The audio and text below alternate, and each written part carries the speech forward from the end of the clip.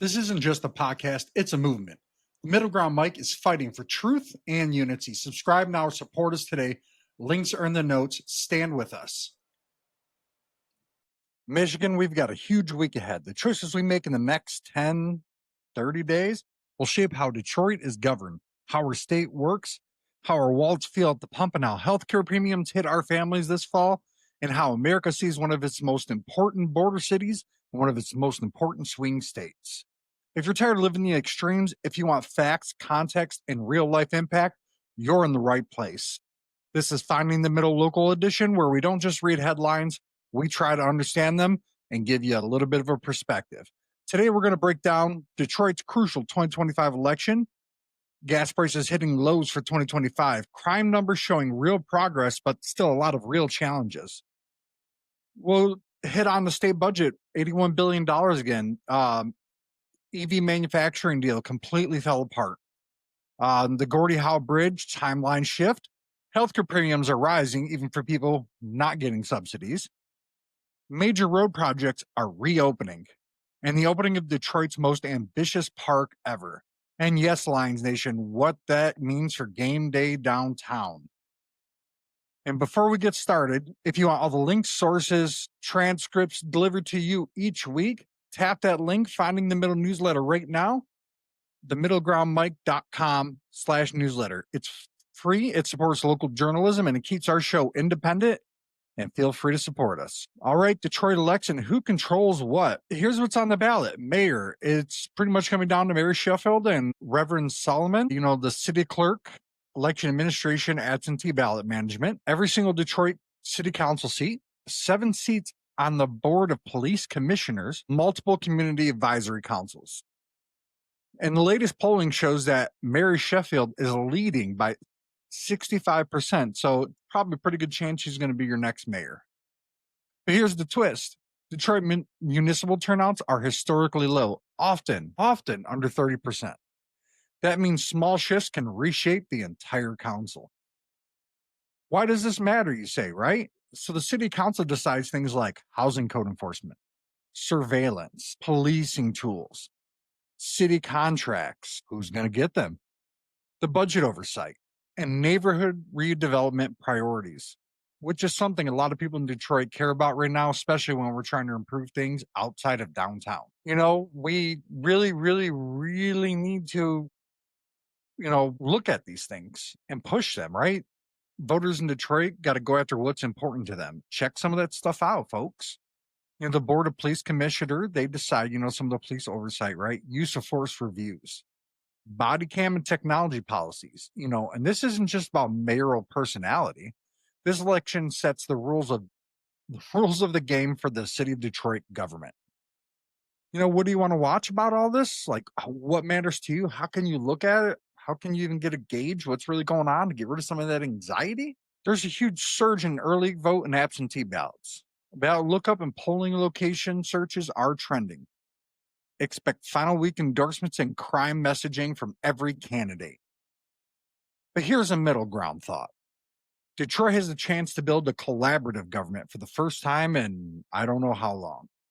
Or deepen the factions that lock progress in gridlock and keep this wonderful city down. But let's go to a little bit more positive, right?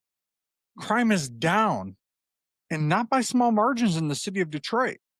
And Mr. Vice President, no disrespect, but the city of Detroit does not need your troops. Through Q3 2025, Q3 is almost to the end, so close enough. Homicides are down 15%, non-fatal shootings are down 22%, and carjackings are down 28%. These continue Detroit's historic declines since Mayor Duggan has been in office. From 2024, the lowest homicide rate not seen since the 1960s. So what's really behind these numbers? Some people are saying, like Charlie the Duffer, saying that it's how they're reporting them and that they're ignoring certain ones. But they're also using precision policing, and they're focusing on repeat offenders, community violence interrupters, shot stoppers model, data partnership with federal prosecutors, faster charging. So they're working with the federal government to try to get these things done, even though we don't have the National Guard there. So kudos to the city and the federal government for making something happen without stepping on people's toes and causing more controversy. But some of the people are telling a little bit more of a complicated story, right? Downtown definitely feels safer, but some of the neighborhoods are still feeling ignored, and there's a lot of kids in those neighborhoods. So we really got to work on that. These kids should feel safe when they walk down the street. They should feel safe when they go to school. They shouldn't have to worry about these things.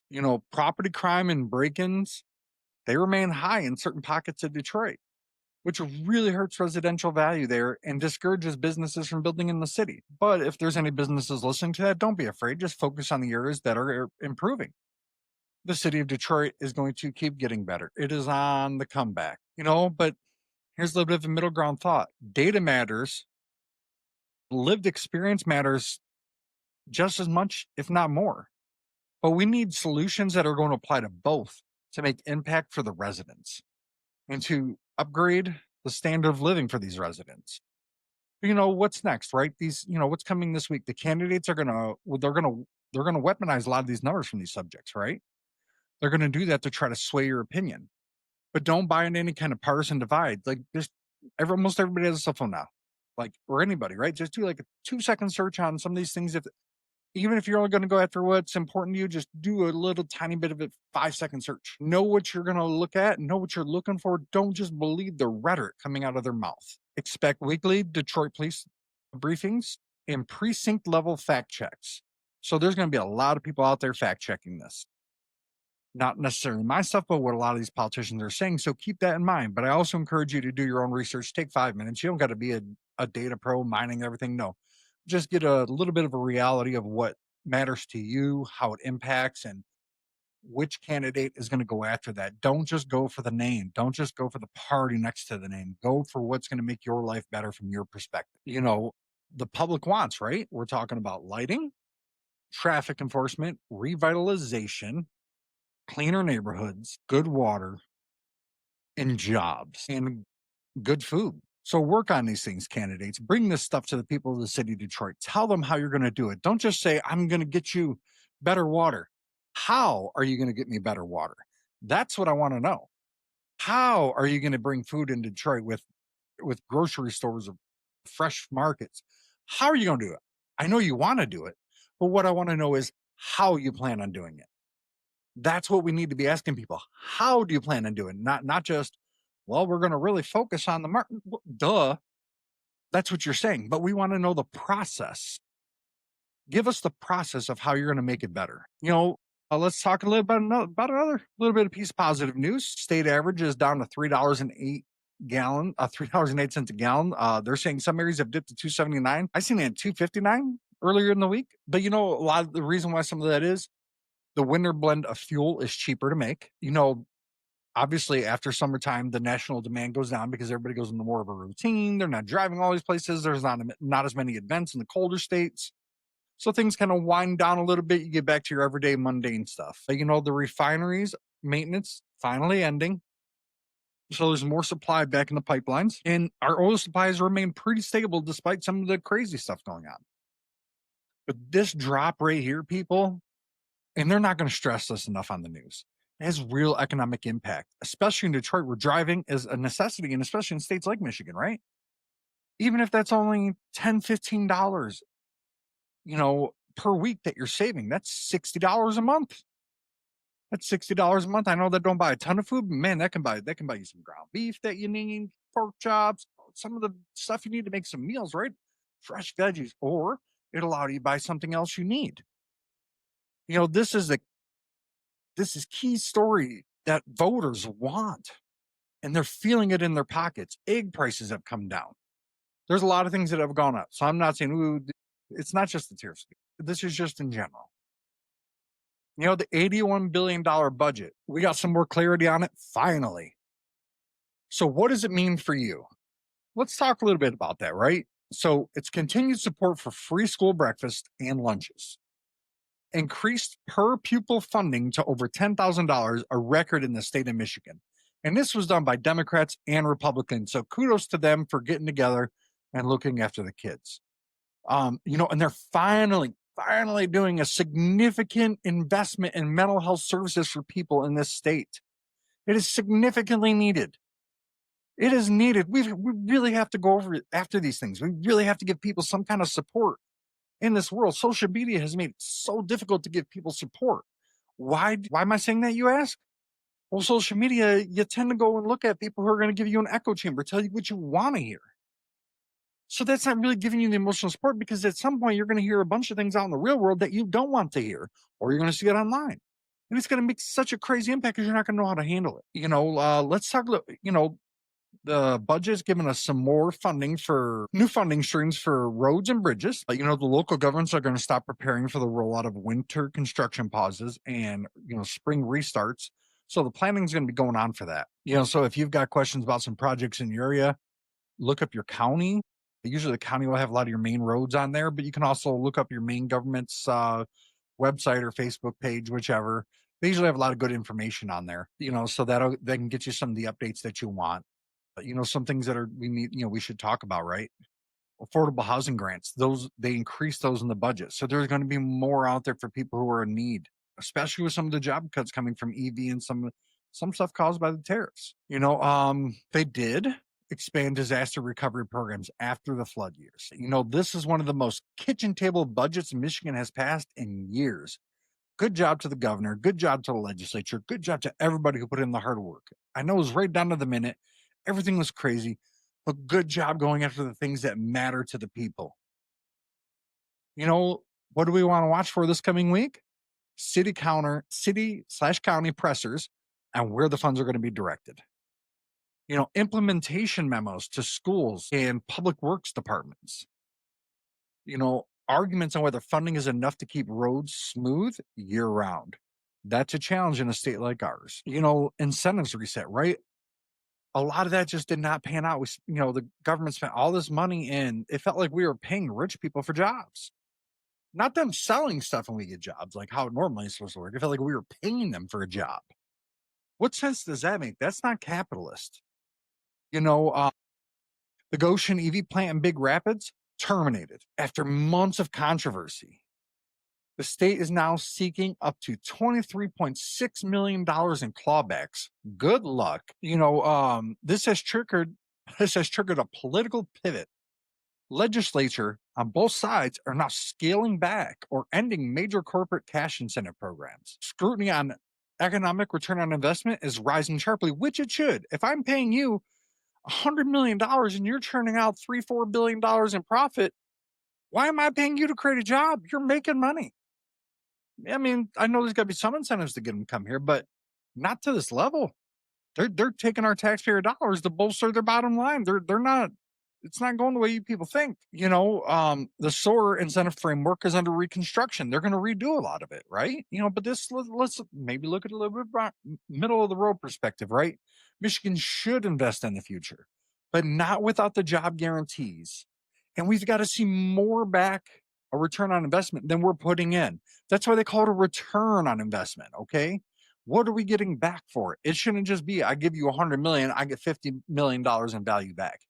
No, like when a business invests $100 million, they're expecting more than that back in value or revenue. We should be expecting the same thing, equal or more. But we got to get wage floors in place for some of this stuff and transparency. What can we expect? There's going to be hearings that are going to redefine the requirements. We got more reporting on how past deals performed, which the vast majority of them poorly or didn't perform at all. And political messaging on waste versus opportunity, it's going to come from both sides. But just remember, both sides have plenty of port projects, and they're both going to point the finger at each other. So don't buy into the hype. Again, take 5 seconds out of your time while you're in the bathroom, while you're drinking a cup of coffee, while you're doom scrolling. Pull that stuff up, look it up. Because it's important to you, it's important to your kids, it's important to your house, whether you're a homeowner or whether you're a renter. Because this stuff all affects what's going to be coming out of your bottom line. The Detroit-Windsor border economy pressure. We're a continental trade gateway. Some of the key things we need to remember about this: 1.4 million Michigan jobs are tied to the auto sector. Cross-border auto parts often cross 8 times. Tariff impacts hits Detroit manufacturing first. which is why it's key that we want to make sure that our president can get a deal done with Canada. Yes, put the pressure on China, but we need to have a really good deal and fast with Canada because that is critical for our state and for other states in the region. Meanwhile, Gordie Howe International Bridge got delayed a little bit. The construction's nearly done, but the opening was delayed until 2026. Currently in the commissioning and testing phase. So they want to make sure it's safe before they're going to have you drive your car over it and somebody could possibly get hurt. This bridge is going to rewrite freight routes and give Detroit global logistics leverage. And this is important. It's important for our future to be able to move products at a faster pace. There's going to be a lot of advocacy for manufacturers and UAW statements and, iron worker statements. All of them are going to be coming out and talking about it, right? But they're going to be coming out talking more on report custom staffing, the traffic projections. How's the federal shutdown affecting some of these things? Stay tuned for that. We will see how that part turns out. Healthcare and open enrollment warnings, right? So healthcare costs are becoming the November surprise for Michigan families. Here's why. Open enrollment starts for a lot of places from November 1st through January 15th. Premiums in some plans could rise double digits. Notices did not include all the 2026 details this year. The state is urging verify network participation before you do something. Compare prescription drug coverage among plans if you have the ability to. Review your copays and deductibles, not just your premiums. People get hurt when they automatically re-roll and they lose their doctor. So this week, these next couple of months, as you prepare for your 2026 benefits, please look at them in detail. It's important, especially if you have chronic conditions. You need to know how that's going to impact you, especially if your insurance is changing. Just because you had that insurance plan last year does not mean it's going to be the same coverage this coming year. So you need to make sure of that. The infrastructure that we've been talking about, right? The roads that you're actually going to drive. It's not a headline, but it's a daily annoyance. But let's talk about some of it. The M30 bridge over US 10 has finally reopened. Bike and pedestrian safety upgrades have been rolling out. But a lot of the one lane closures as they wrap up before we get to the super cold weather as the I-375 rebuild, the Bay County US 10, and I-94 connector route. So, they're getting there. We're heading towards the end of it. We're in the home stretch before we get to winter. But what are we going to watch for the next 7 days? There's going to be weekend traffic advisories as they, try to get that last boom in, that last couple seconds. The roads are going to tell people whether the government works or fails. The new Riverfront Park Civic win, right? Finally, good news with zero political spin. The Ralph C. Wilson Sentinel Park is open. 22 acres, $80 million in investments. There's play gardens there, there's fountains, there's sports courts, plenty for the kids to do. To the Detroit Harvest Fest debut weekend. This reconnects the entire riverfront experience from Belle Isle to Southwest Detroit. In cities that invest in play, movement, and public space, see safety improvements in their areas, stronger neighborhoods, economic growth along business corridors because people are going to be coming down there from other areas. This park is a love letter to the future of Detroit. Good job to everybody involved. Sports in the city's mood, man. Detroit Lions are in must-watch mode, even though this week is a bye week. Man, how about that Tampa Bay game? I'm not gonna lie, I wasn't sure if we were gonna win because of our secondary. It was hurt. But kudos to those guys, man, because they blew everybody's minds out of the water. Everybody. There was not one person who could sit there and tell you that they believe that secondary is going to play like that. And if they do, they're lying to you. I would love to see something before that game. Them going, oh, it's going to be that strong. And I'll believe it.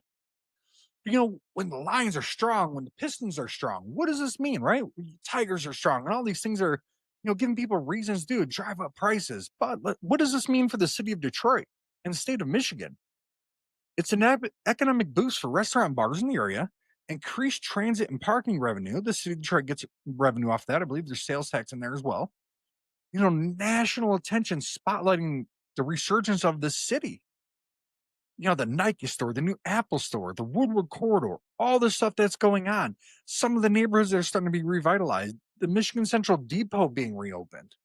That area, Southwest, Corktown, you name it. Pair that with early hype for, right? The Red Wings are improving. The Pistons are rebuilding momentum once again this year. So both those teams are coming in with a lot of hope. And then, of course, our Detroit Lions. They are just killing it. They are doing great. So when these teams win, Detroit wins. And the whole city feels better. And when you get up, you're just going to feel better about your day. So here's your action this week, right? Look up your ballot. Figure out what's going to be on there. Do a 5-second Google search. You can type in multiple topics at one time. It'll give you a brief synopsis. Just find out what's really going on. Don't just believe what the politician tells you. Check where your local polling place is. There's usually a lot of groups out there that are willing to help you get to where you got to go. Don't forget to sign up for our newsletter at themiddlegroundmike.com/newsletter. Support independent journalism, support our commentary, and help us stay ad-free as we grow this local edition. Every share, every subscriber matters, especially you folks here in Michigan, because the Middle Ground Sunday edition is built in Michigan, but it's made for everywhere. Detroit, Michigan, the whole state of Michigan, Metro Detroit, thank you for finding the middle with me today. I'm Joe. This is a Middle Ground Mike. No left, no right, forward.